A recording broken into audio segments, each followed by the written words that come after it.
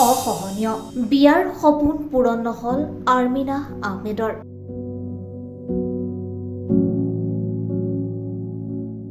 15 মে'ত বিবাহ সম্পন্ন হোৱাৰ কথা আছিল আৰ্মিনা আহমেদৰ।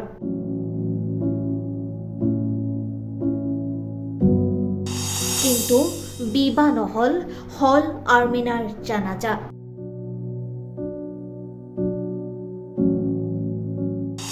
মহানগৰীত ভয়ংকৰ দুৰ্ঘটনাত প্ৰাণ হেৰুৱালে আৰ্মিনা আহমেদে।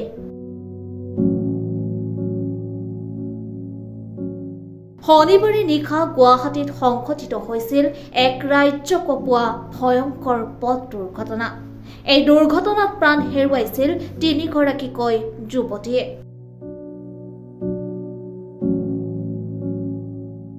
গুৱাহাটীৰ মঠঘৰীয়াৰ গেট হস্পিটেলৰ সমীপত সংঘটিত হোৱা এই দুৰ্ঘটনাটোত নিহত হৈছিল পূজা সাহা, আকাংক্ষা শইকীয়া আৰু আৰ্মিনা আহমেদ নামৰ 3গৰাকীকৈ যুৱতীয়ে।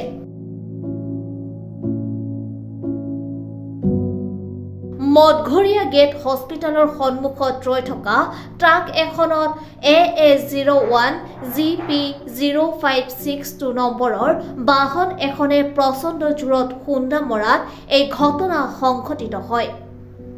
এই ঘটনা সংঘটিত কৰিয়েই বাহনখনৰ চালকজনে পলায়ন কৰে।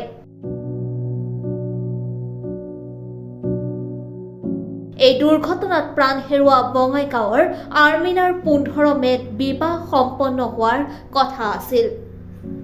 কিন্তু সকলো মিছা হৈ ৰল। নিকাহৰ সলনি নোৱাপাৰাত সম্পন্ন হল আৰ্মিনাৰ জানাজা।